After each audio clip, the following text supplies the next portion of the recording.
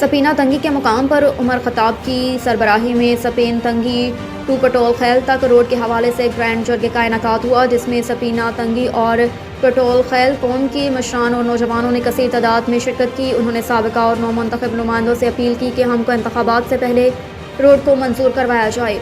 अगर सड़क को मंजूर ना किया गया तो आज से हम वोट से मुकम्मल तौर पर बाइकआउट का ऐलान करते हैं, क्योंकि हमारे लिए सबसे अहम रोड है। इसलिए कि हमारे गांव पर चारों तरफ से एक खोड़ है जिसको सपीना तंगी खोड़ कहती है।